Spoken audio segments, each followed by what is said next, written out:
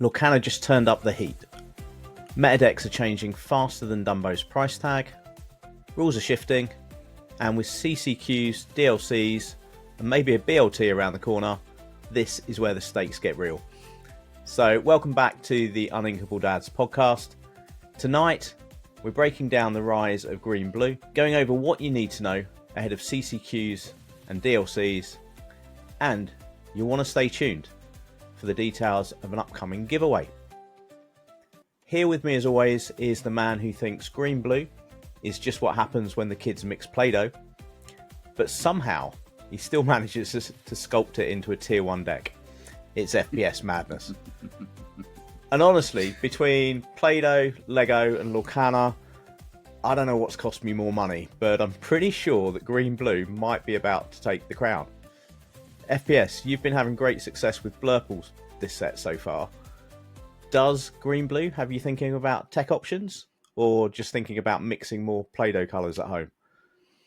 Yeah, I mean, you can't mix Play-Doh colours for starters, right? Let's just cut that right now.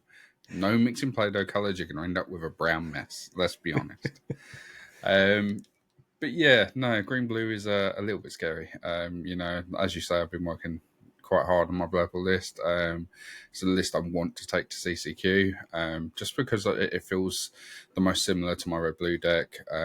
So I'm used to the way it works. But yeah, I've seen a few Green Blue decks, and they are slightly threatening. I think I've got how I need to beat it. The issue is if they draw the right cards, it's very, very, very difficult. It's not easy at all. But yeah, it's an interesting one. It's definitely an interesting matchup. So yeah, when you're facing down a row of 5/5 stack characters and they've suddenly whipped all of your cards out of your hand, it's a little bit of a conundrum as to how you get out of that one. Yeah, that's it. It's one of those ones of Amber still goes wide. You can find a way of dealing with it here or there with a bit of damage movement and stuff. But when they're 5/5 characters wide, there's not a lot really you can do. Monster only does a certain amount. So yeah, it's going to be interesting if it does keep picking up. It really is. It's coming up to. I think at the minute we'll have a look at the meta report thing again in a sec. But I think it is now creeping up onto the third highest played deck. I just don't see how it's doing so well against Purple Steel.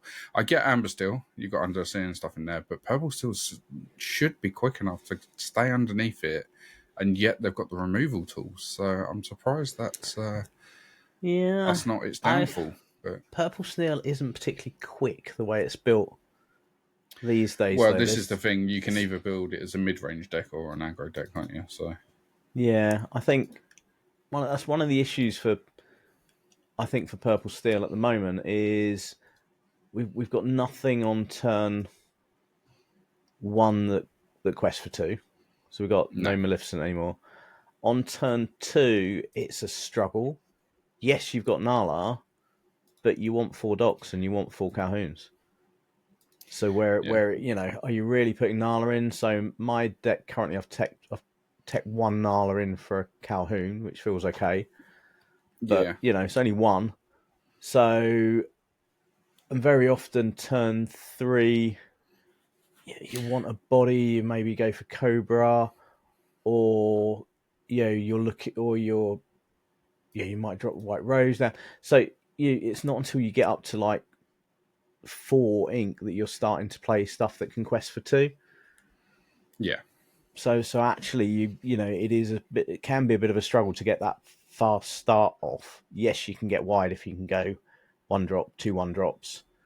A 2-drop and a 1-drop kind of thing. But that doesn't often happen. And then you haven't got anything to really challenge with if you do go that route. So yeah, I think the way it's built in a minute is a bit strange because you're trying to answer that aggro. So you're trying to make sure you've got those answers, whereas Amber Steel's falling off. It is dropping. There are going to be people still playing it. They are. But it seems to be that the top 3 decks now, and you can clearly see this by what people are testing and what people are playing. Obviously, what people take to events is another matter, but we can see that green blue is now in second place and count. So the amount of listings we have for this is now overtaken Blurple because that many people are trying it out, and it's still got above 50% win rate, which is about where most of these decks seem to be. Right. The one that seems to be up there highest at the minute is Your dog's dogs, deck. but I find that is a very hit or miss deck. But I mean, I the mean, numbers sort of. yeah, but it's interesting in a meta where the die roll is quite crucial at the moment, right? Yeah. Maybe playing a deck that basically guarantees you're going to win if you go first is not a bad move because Yeah. that deck is pretty unbeatable if it goes first. The problem has always been you struggle to overturn a board state, so you struggle going second.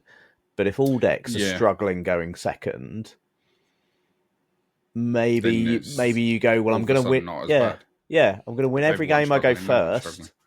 And then if my opponent just gets a janky hand or they're blue and they don't get ramp and they get stuck with some uninkables, I'm Yeah. fast enough to get under them, and I might just Yeah, win exactly. going second. So maybe it's not the worst strategy. Yeah, I mean, the key really this set would be to build something that wins going second. Because if you can find that deck that does really, really well going second, then even if you win the dice roll, you just say, well, you're going first. You can guarantee you go in second every single time. Yeah, Unfortunately, there isn't really a deck that does that. Purple green seems to be having a decent chance going second here, but yeah, it's been interesting. Like I said, I've seen a lot more green blue popping up, and it is making me worry slightly with the Blurple. I feel like anyone that takes green blue to CCQ, I'm hoping won't have as much playtime into that deck as I have my Blurple deck, basically. So I'm putting it down to I reckon I can get the win by just pure knowledge of deck. And just by pure, I know exactly what's in my deck. I know exactly what I need to get you.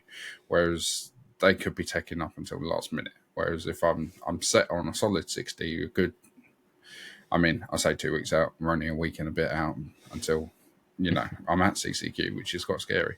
But being able to sort of sit there and say, well, this is my deck, I know what's in it, I know the game plan of my deck, compared to someone that potentially might have picked it up the week before, thinking this could be a really good option here. It could be interesting. But this is where we're now in that element of that one deck that I mentioned about 4 weeks ago of the red blue, which would absolutely eat this alive. The issue is if you run into anyone running Amber's tool, they're going to eat you alive. So it's not quite there, but we're nearly there to crack out that spice deck. But yeah, it's an interesting one. I think, like you say, it is a scary deck. It's hard to beat, but it does also, I feel, win or lose by Clarabelle. yeah, yeah. I feel like it's very, very much if you manage to get Clarabelle down and your opponent has any number of cards in hand, you're pretty much gonna win. Yeah. Well, Obviously, it's hard to stop. and you want the Clarabelle because one of your key removals is your welcome, right? Yeah, And you don't really want to be playing your welcome and giving your opponent 2 cards unless you've got Clarabelle down so that you draw those no, cards as no, well. exactly. So the Clarabelle's, when you look at this, is one of their main card draws. Yes, you've got Develop and you've got Visions, which are, kind of card draw. They're going to help you find what you need, but they're not just outright cards in your hand. This is why a lot of them are now running Donald Duck. Donald Duck's nice, but the issue is that you are going to keep giving me cards. So if you don't find your Clarabelle, I'm not going to take this out. Only quest for 2. I can quest for 2 each turn as well to match it. It's all the time you want to leave us on board. I'm just going to probably keep drawing from it. The big issue is once they hit to the 7 ink and they can just hard play Clarabelle, so they're shifting it. That's where you then have to be slightly more careful, because if you're keeping 5 cards in hand and they're only down to their 1 or 2, all of a sudden they could very quickly get back up to where you are. So that's where it becomes a bit awkward. But yeah, I found it okay. There's definitely some cards I've already built. I say built online, built a Blurple deck more teched around this. So I've dropped a couple of the 2 strength cards out and put in some hires. There's a couple of Scrooges in there, the 5/5 Scrooge. There's a couple of him there, just so that way it's like, well, if you're going to play one, I'll play one. We'll take each other out. There's no issue there.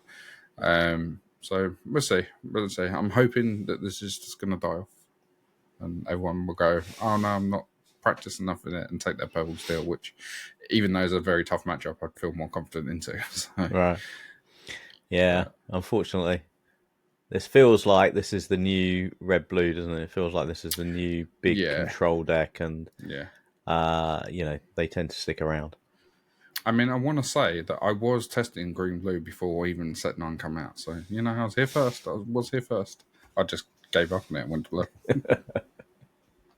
I thought, nah, I'm the first one here. This can't be right. I must be wrong. This can't be a good deck. And then, lo and behold, everyone else seems to picked it up. Ahead of your time. Yeah, that's it. Too good for me, ain't good. Cool. So those are the kind of key decks that are dominating the meta. But you don't have to play meta decks. You can play other decks. So we bought you some spicy decks over the last few weeks. We bought you some budget decks. But I think you found another little gem of a budget deck, which looks like it could do quite well for people. Yeah, definitely. This is a $80 deck that we found online. I think I'll credit Specie on this one. I'm not entirely sure, but I'm pretty sure it's come from him. Don't know whether he created it or whether he's found it somewhere else. So, there could be a long chain of people to be credited. But so most cards in this deck are questing for 2. The ones that aren't have abilities that make them worth being there. So obviously Milan doesn't quest 2, but you're going to get card. Doc is card draw. Go is pretty much as high as you like with gaining lore. I mean, if people are running Monstro, you could gain 7 off of this. Fred, if it's challenged, you're going to gain 2. Everything else in here is going to gain 2 or more. Obviously, you've got Gantu here, which obviously we saw a few sets ago, was really powerful, and obviously the Kiwi build. I built and won. I say won. I got top 4 in a set champs with a green steel aggro deck, which had Gantu in. It had Prince Philip. It had a lot of these cards, in fairness. It's very similar to that. Obviously, we've got Ward is even more important now than it was then. Obviously, we had a lot of steel around at the time. But now with Blurple's main removal being targeted, you've got Hades, you've got Elsa that wants to exert, you've got Into the Unknown, stuff like that, and Ward is going to be even more impactful. So you've got 2 characters here which just outright have Ward on, and then Goofy, which has Ward and can give Ward to something else. So, you could play Goofy and then give Gantu Ward that's going to survive that turn, and you're going to get your four lore out of it. So yeah, this seems very. If you get a curve and get a good curve on board, it's going to be hard to stop, I think. Obviously, you do have a chance of not finding what you need at the right time, but I mean, if you do, it's going to be quite hard to stop. Don't know how well it holds up against other aggro. Maybe other aggro decks are slightly quicker than it. I'm not sure. Yeah, again, the thing with aggro at the moment is, things like the Amber Steel, if it hits its straps, nothing lives with it. So, you just have to. This, I think, with 4 copies of Fire in the Cannons and 4 copies of Strength of Raging Fire, has got as good a chance as any other deck of living with that aggro. And as you say, I think it can go under most other decks. So yeah, this looks like quite an interesting Yeah, I think choice. for me, I'd like to see a little bit more card draw. For me, I think that's where I struggle. Obviously, the Donald Duck does do quite well here, but that's the So only thing for me that I I struggle with. I played around with this online actually as well, so with this deck, and I swapped the Heathcliff out for a Captain Hook. Hmm. He's a 4 cost 1/4 quest for 2, but when he's challenged, you get to draw a card. Okay, yeah, Only thing is, it makes you're quite susceptible to Under the Sea because it's yet another character yeah, that's below 2 strength. But he does help with the card draw because your opponent generally has to try and challenge it off the board. yeah, Especially if you can yeah. I use, can see that. especially if you can combo it with the Goofy to give it ward, so that Mm. you force your opponent to challenge into it, and then you get to draw a card. Yeah, yeah. That's, I mean, dogs. It's always good. The issue is you just got to find them at the right time. But yeah, I suppose if you Mulan practice helps. mulligans, yeah, practice Mulan your mulligans helps. as well. Mm, yeah, But yeah, no, because I like it. So I'd be tempted to put in. I don't know. It's just me. I see green and I think discard. I'm like, where's the discard? We need some discard in here. Where's those cards that are just going to stop them from even challenging us? They've got nothing. But yeah, that's just the old green steel from me, I suppose. yeah, I see sorry. green, I see steel, and I'm like, right, where's Bucky? Yeah, where's Whole New World? Show me the squirrel. Sorry. Bye bye. They're all gone. Yeah. So you, for a little while in Lorcana, we've been all talking about meta decks and trying to get our decks together and feeling a bit all dressed up with nowhere to go because there's not been any big tournaments to go and take our nice shiny meta decks that we've been practicing. But we're a bit sport for choice now. We've had our first Mm. CCQ, so we have our first nationals qualified player, which is Yep. absolutely awesome. And then we've got some CCQs coming up. So we've got one in the UK in Cardiff coming up, which you're playing in. Yep. We've also got a DLC coming up in Stockholm. I've got that right. Mm-hmm. And then we run into set champs. Where are we? 2 weeks? About 2 weeks away from set Yeah. champs. 3 weeks. 3 weeks. 3 weeks. Sometimes. Cool. Scary. Scary. It's come around very, very fast. So yeah, you've spoken a little bit about your Blurple deck, but what about other preparations for CCQ? Anything that you're particularly expecting at that Um, event? Not really. I mean, it's not going to be an easy event. I mean, like you say, it is a CCQ at the end of the day.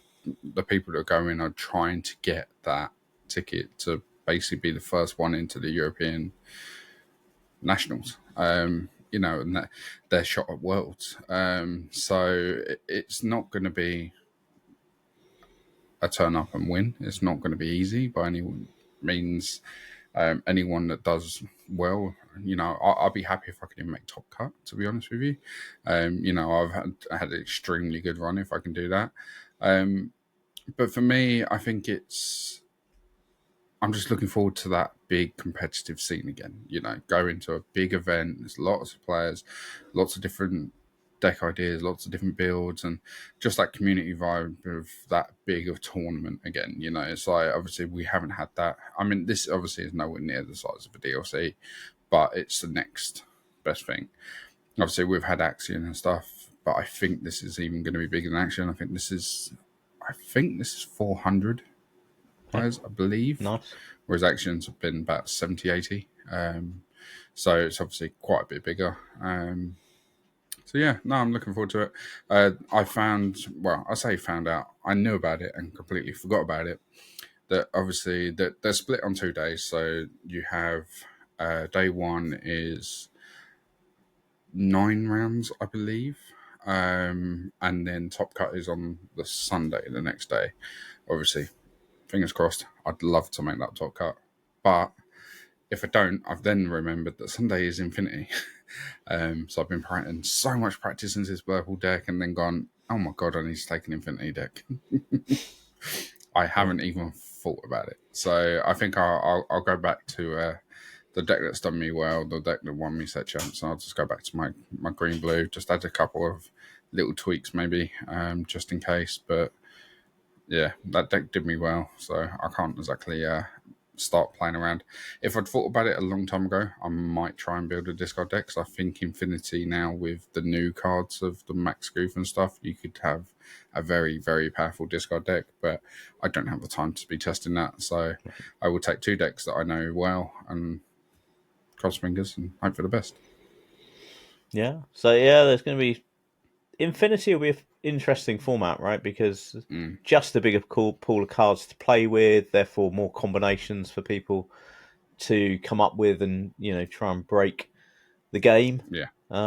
So yeah, it'll be interesting to see what comes out of that, because that is the first big Infinity tournament, isn't it? I don't think we've had a in the UK, yes. In the UK, yes, we've had some in the US. I think Ink did one, and I think, let me check. Yeah, Ink did one, which was 69 players, and Southside Gaming did one, which was 68 players. So they both had one, but again, they're not massive. That they're quite small compared to their events. So this is the biggest Infinity that we know of. So it's going to be interesting. Obviously, we don't know how many people can sign up for it, because it is technically a separate event. But I would have thought, basically, if you got 400 people there, most of the people are going to be buying a tickets to stay somewhere for the night. If you're there for both days, you may as well play in it. So you could potentially end up with about 350 players. So yeah, because you can take the same deck, right?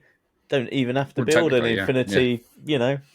You take your core constructed deck. It's legal for Infinity. So but I just want to run B prep again.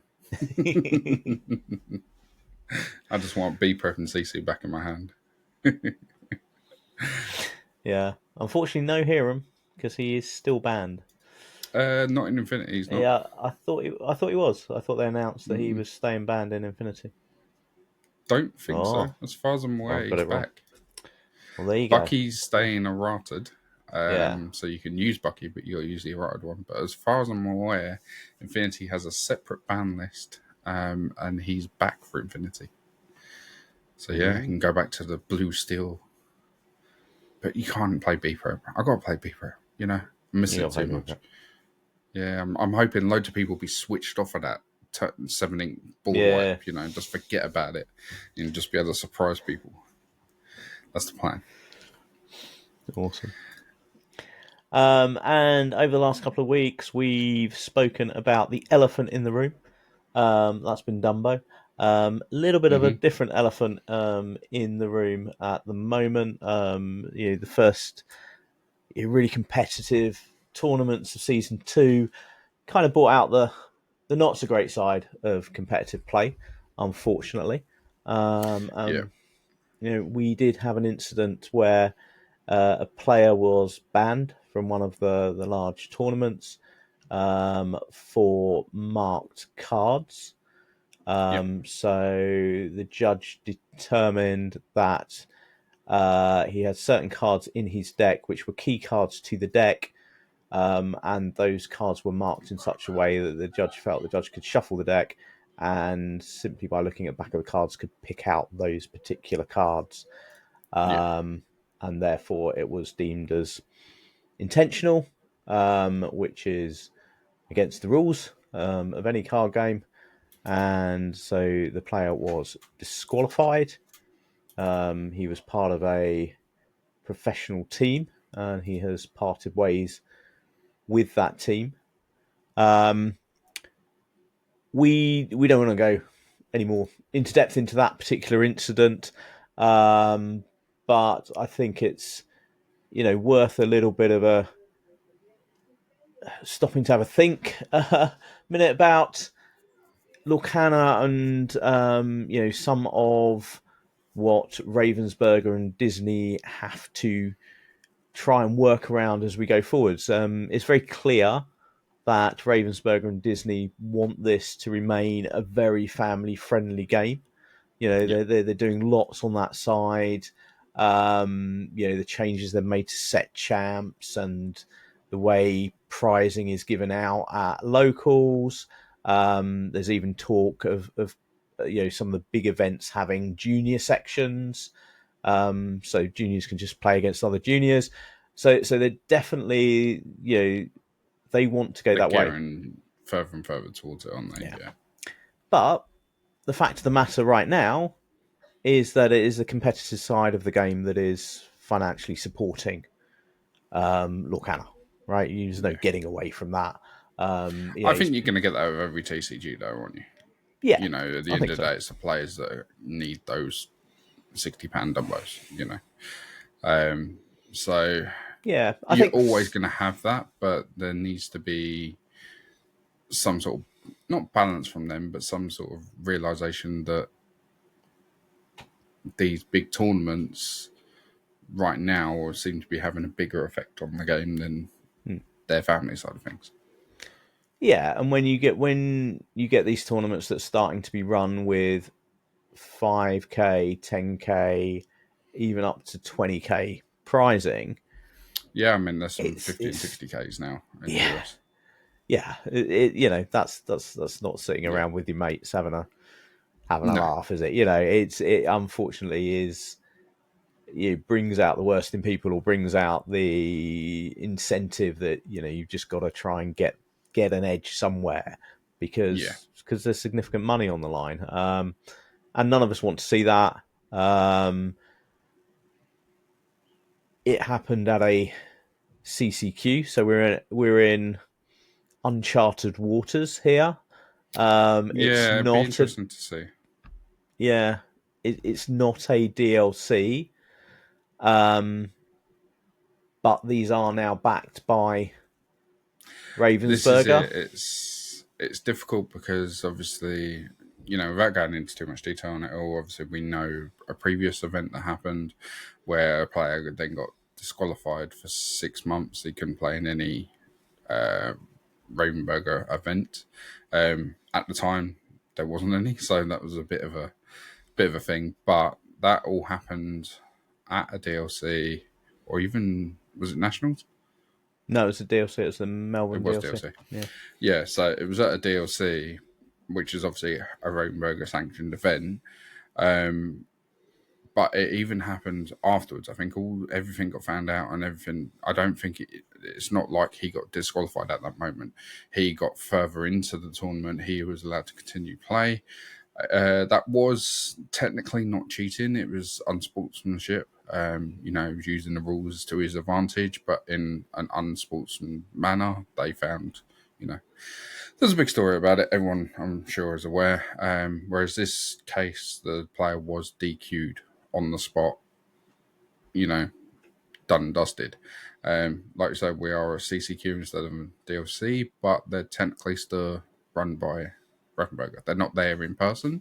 The tournament organizer will be whoever the tournament organizer is, but it's still a sanctioned event. So if that player had gone on and won, he would have been the person with the ticket to the Nationals. So, you know, do we ever hear anything about this? Do we see technically a ban coming in for that player, or we'll have to wait and see on that one. I feel like they need to do something, even a statement or something, because otherwise that's kind of saying, well, as long as you don't do it at a DLC, you can do what you want outside of a Mm. DLC, So, which when you've got a CCQ invite on the line is not looking good. There's a fair amount of CCQ tickets out there, especially across the board. I think there was like 30. I can't remember the exact number, but I think there was like 30 places in total across like US and everywhere else. But that's still 30 events that, if they don't do anything at all, that people might be like, well, it doesn't matter if I get caught there. I'm not part of the team, So could be interesting to see. Hopefully, we'll hear something from them. But yeah, Yeah, I think we need. I mean, we need consistency. You always need yeah, consistency. I think that's really important. You know you can't react to one and not react to another one. yeah, And we need there not to be a one-sided incentive. So what I mean by that is that um, if there isn't going to be a significant punishment for being hmm found to be intentionally breaking the rules to try and take an advantage, then there's just an incentive to do that. Because, as you say, you know there are big things on the line here. There's a nationals yeah. qualification. There's some big prizing. You know, you need that balance to say, well, you know, if you're the sort of player that might get tempted by that, you've got the balance of, yeah, but actually, if I get caught, But this is the nah, thing, this isn't and worth it. unfortunately, well, you could say fortunately or unfortunately, that player was part of a really big known team who have quite a big following, they've quite a big YouTube channel and stuff like that. So it's like they acted on it. He's been removed from the team for whatever reason, however they decided that. He's no longer part of the team. So he will then struggle now to get into any other team because no one's going to want him with the reputation that he's got now. So therefore, that's going to affect that player. That player's then going to struggle to, because I don't know exactly how teams work. Obviously, I'm not part of one, but I assume there's a lot of extra testing they're doing. There's a lot of information that's shared about that player now will no longer get. But there's also a lot of people that go to these things. I'm part of a team. They're thinking, well, I'm a one-man band. If I get caught, I get caught. What am I going to lose? Oh, well, the testing I do at home, So they do need something to be like, well, you got banned from a sanctioned event, so therefore you're banned for the next two, or, or something to try and, like you say, to, what's the word I'm looking for? It's not decentralized, like you say, like have a consequence to doing this instead of just you've been dropped. I mean, don't get me wrong, being dropped out of the top four in an event like that probably cost them a fair amount as well, because the prizing in those sort of events aren't exactly small. So financially, you're probably out of pocket as well, but it's still a thing for future. Could be interesting. So, having spoken about some competitive side of Lorcana, you know, we know where the real competition is, and it's in the Art Matters game. Oh So, yeah, who has come up with the best partners for a night out? So, we're looking for the people that are going to bring the party. This was the question. Who would you, based on the art only of the cards, who would you want to take on a night out with you? So yeah. So we actually had two submissions through comments. So we will have a quick look at theirs and then we'll reveal ours. Yeah. So yeah, they said Charlotte Blue for the first one, as they said they can see her being dancing around and checking that everyone's having a good time. And for the second one was Rapunzel Sunshine. Um, Again, they said this could be a really good fit. And oh no, sorry, it was the other way around. So Rapunzel was the one dancing around, checking everyone had a good time, and Charlotte was would be yelling in the crowd and cranking up the music. So that was their yeah, I two can for see the that. art matters. Can Yeah, see definitely, that. So we've got a bit definitely. of a disco going on, bit of a party. Looks like a, don't know, maybe we're at a wedding somewhere, some sort of big event Yeah, like that. yeah. And then the other two we had was a Tufter mutton fudge, and then Rockstar Stitch. Hot sausage, of course. So I think they went same sort of lines with me with Rockstar. Slight spoiler for my one.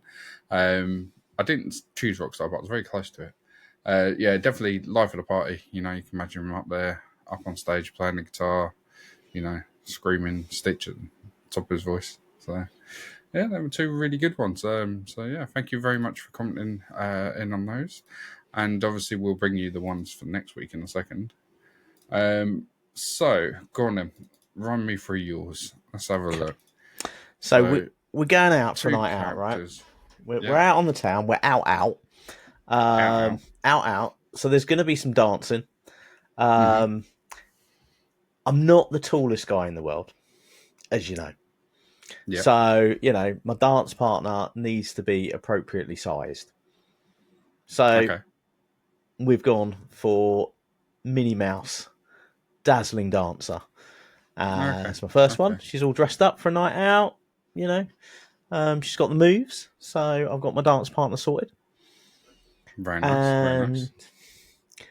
then I had to bring this guy in because he is one of my favourite characters in Disney, but also the art on the card. This guy is absolutely set up to make this a really magical night. He is going to use his magical powers, and he is going to just make this into something of an absolute carnival. There we go, Genie, supportive friend. So he's there. He's all dressed up. He's like, let's get this party started. Yeah, man, that's good. Yeah, I can imagine that. I think those two will go really well. I can see a right laugh with Genie. Yeah. So much actually that I may have partly stolen your idea, and I might have picked a Genie myself. Ooh. I actually picked a different Genie though. I went with this guy. Uh, he just struck me as like, I don't know. I just looked at his pose and just thought that just reminds me of like rugby, just like doing a rugby tour with the guys. Being like, yeah, Right. right, come on in. He's the one that's standing at the back going, "You want me to drink what now?" Right. So yeah, Okay. yeah. I He's just lining looked at up. that He's and thought, lining up the yeah, shots and the chasers, is he? yeah. He's definitely the one. And then, as always, you can't have someone at a party who doesn't like a good old bit of karaoke. So we went with Max Goof. I can see him up there, screaming out the bangers, Yeah. whether it's good singing or not. Top of his voice. So yeah, Nice they one. were our picks for this week. So we're leaving the club now. The party's over. You've got to leave out into whatever street you're going out into, and next week you have to pick if you were going to walk along these streets and you felt like you needed a bodyguard. Who's going to be your bodyguard? Oh, Just okay. one character this week. Who would you pick to have as a personal bodyguard? So Cool. So do yeah. join in. Let us know in the comments. It's a great bit of fun. I've enjoyed, going back through the binder and looking through cards and re-looking at the artwork and trying to think of it in a different way as well. So, Yeah, So definitely. remember, it's not because they are a bodyguard. They Yeah, could be a no, bodyguard, but it's the art on the card. So who, just by looking at the art on the card, really sticks out to you as being, yeah, he's the guy I want beside me. Down those sort of, if we're taking a shortcut through that dark alley to try and get back home after the yeah, party. yeah. Sounds good. So that's your challenge for next week. Obviously, like we say, drop us a comment. Let us know who would you have as your personal bodyguard. So yeah, that's gonna take some thinking. There's a few characters that jump to mind straight away, and then I keep remembering no, not because of the character. Got to go by the art. So yeah. We'll see. I'm sure we'll have some good ones on that one. So Awesome. And talking about shiny cards, there's a particular shiny card that's kind of baffled me, to be honest. So there's a yeah, particular card that everybody's after in the game right now, that all of a sudden has popped up as being something that you can just get handed to you if you go to an event in the right part of the world. So do you want to take us through what's gone on here? yeah. So you might know more about this than I do, but what level of promo is this? I know this is obviously the China DLC. Yeah. So he's a DLC promo, and we're talking about the new Dumbo here, which is currently a 50 It's a £60 card in the UK. I think it's up to $70 or $80 in the US. As far as I'm aware, is this just for going, or is this like one of I think it's those just you for have to going. It do? hasn't got an enchanted symbol on it. No, They tend to have an which is enchanted, the mental. enchanted, yeah. So I think this is the entry promo for DLC, which, as I say, yeah, baffles me a bit. But what really baffles me is this is being given away to people who are on set 6. They can't even use the They card. can't even play it. Yeah, here's a card for 3 sets time when we've all gone. No, it's no good anymore. We're on to something else. That's so last, September. Yeah, I don't know. I don't know how I feel about it because part of me is just like, you can get that for nothing, and then I'm like, but technically it's not nothing because you've got to travel to China to get it, right? Yeah, it's just So a there are some players that are going to have it. I think Zan went to China to play in DLC. There's going to be some players that have gone, but they didn't go because of this. This is just a nice bonus for them. They got rocked up and found this and gone, oh, okay. Thank you very much. But I yeah, mean, it it's an makes it interesting one. worth, makes it worth a bit if you're looking to cash in your promo Yeah, I from don't think entry. it's But upline. I haven't seen it online anywhere yet. When it does, I'll let everyone know a base of what it's sitting at. But I saw a thing the other day on, I think it was on X or Twitter or something, and it just summed up literally how I felt about some of the promos, which is, why did I start collecting promos in the UK?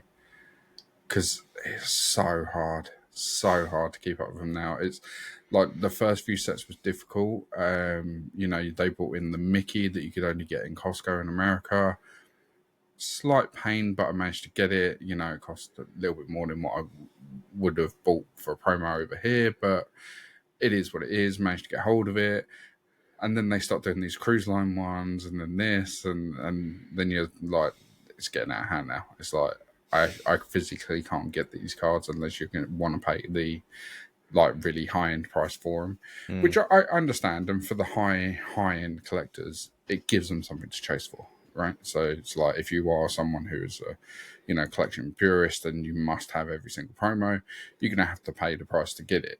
So but then that makes those promos hold their value. So I do get it, but on the same line, I'm like, but I want a promo Dumbo. Are we gonna get one? Can I get one at DLC? Can I go to DLC and get a promo Dumbo?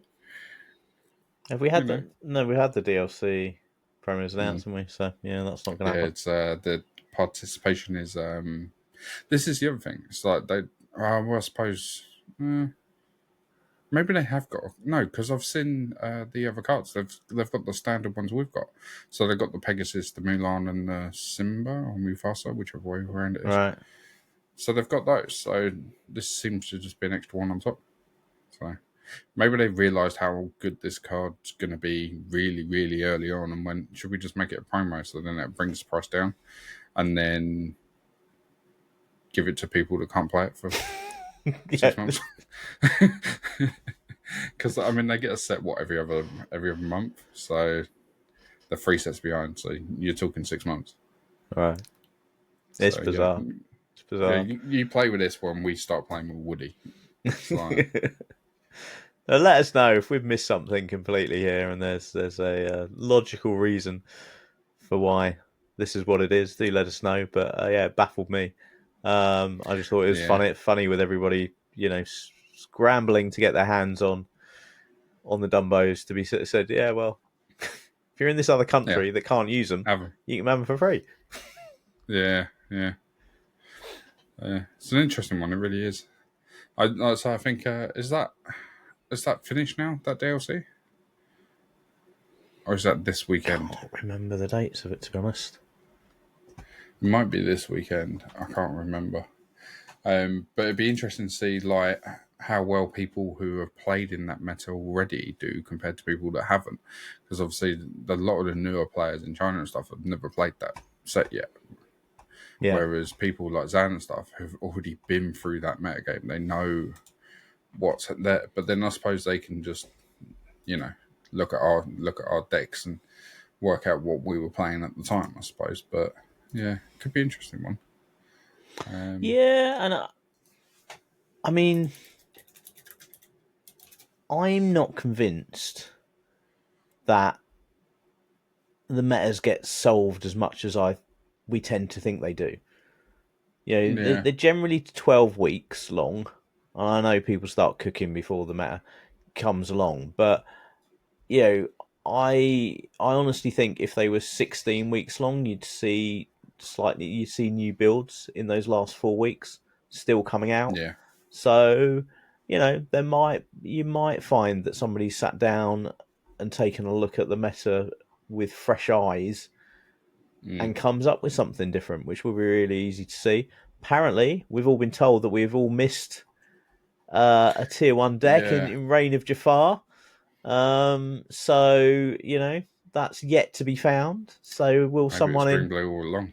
yeah will someone in China or one of these countries that's, you know, running behind in terms of sets, will they be the ones to Yeah, actually yeah, crack Reign quite of possible. Jafar and find this deck that we've all missed? Quite possible. I was just having a look on the website actually for obviously DLCs and stuff, and they've actually got a list of the CCQs on there. So the UK CCQ, well, say UK, the Europe CCQs, you've got Play Inc, Stockholm, and Firestorm Cardiff all happening at the same weekend. Oh So the really? Okay. 27th to the 28th, we have 3 Wow. CCQs in Europe. So at the end of that weekend, we're going to have 3 players who know they'll be fighting at nationals. So that'd Okay. be interesting. And then the next ones aren't until November. So you got another double in November, one in France, one in Netherlands. End of November, we've got Wakefield in the UK, and one in Germany, and then we've got one in Italy. So, Okay. Oh, so that'll be a lot so of they're the ones information announced. for set champs, I guess. That will have the Yeah, impact, that's right? going to be a Because lot of information. Yeah, you've got 3 CCQs happening in one weekend, the weekend before set champs. So be good, be good. Well, it'd be easy, you know. We'll just run my deck list when I go and win it anyway. So there you go. So so yeah, so Uninkable Dads, you know, stay followed. You'll get that news before anyone else. absolutely. So you know, make sure you're subscribed. Stay tuned. We'll bring you all the meta reports. We'll bring you the rundown of FPS's unbeaten run through Cardiff. I'm sure. So yeah, stay tuned for that. We often bring you some Lorcana news when we have Mm-hmm. it. We haven't got any. But No. we've got some Uninkable Dads news, so we thought we'd fill you in on some plans. So you know, we're looking to continue to take the podcast forwards. We want to include you as much as possible. You know, we'd love this to be a real sort of community podcast. So thank you so much for those that have joined in on things like the Art Matters game. You know, do join in with us. Do drop us questions in the comments or let us know what sort of things that you want to see. We're planning a bit of a refresh of our social media. Mm-hmm. So you will see that coming up over the next few weeks, and we'll bring you news on exactly what we're doing there. But the podcast will stay weekly, and we want to be a bit more active on social media channels and be able to bring you value outside of the weekly podcast. We know obviously things happen during the week. Yeah. We'd like to be able to react to those and you know, bring you little things hot off the press. So we're looking at how we might do that through other social media channels. And you've stayed because I said it in the opening. We've got a giveaway coming up. So I know you want to know how you can get in on that. Well, yeah, when we started this podcast, we were like, look, if we get together and we talk about Lorcana between ourselves one evening a week and no one listens to it, that's all right. We enjoy talking about Lorcana. You know, we've been blown away by the support that you have shown the channel. Thank you so much for that. You know, We're over 350 subscribers, which is absolutely brilliant. But you get a taste of something, you always want a bit more. 500 sounds like such a nice round number. So, we're on the hunt for that 500 subscribers. And we want to do a giveaway when we get to 500 to recognize that and obviously give back to you. And I know what everyone wants to know. What's the giveaway prize? Well, we're asking you. So, what would you like to see as a giveaway prize? We've got some world exclusive Uninkable Dads merch. He says on the 1 week he doesn't wear his t-shirt. But you've seen that we've got t-shirts. We got playmats. We got Uninkable Dads merch. Would you like to have some really exclusive merch to show you as being one of the club, one of the troop? Would you like some standard Lorcana goodies? Let us know. Let us know in the comments. We will bring you hopefully more details next week on exactly how you can enter. But heads up, putting a comment in on the video is going to be a good thing to do. So it helps the channel immensely as well. So please do like the video. If you're not subscribed, make sure that you do subscribe and drop us a comment. Let us know what you'd like to see as the giveaway prize, and then we'll bring you more details of that hopefully next week. So thank you for joining us and sticking with us.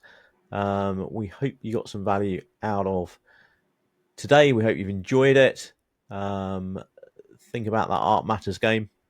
Let us know anything that you'd like to see on future episodes and anything else from yourself, SVS. No, I don't think so. I think you covered it all. Like I say, 500 does sound like a lot, but when we look, 90% of our viewers aren't subscribed. So if those 90% all hit that button, it'll make a massive difference. So yeah, I think like you say, you've covered everything. So I'm excited to do the giveaway. There's a few promos in that blue folder over my shoulder there that now I'm not collecting all the promos. I'm sure there's some pretty good ones in there that we could potentially add into the giveaway. So yeah, no, that's everything for this week. And like I say, please drop us a comment, let us know on the Art Matters and what you'd like to see as your giveaway prize. So it is time to roll up that playmat. Pack away the dice. And remember, stay unequal. See you next time. See you next time.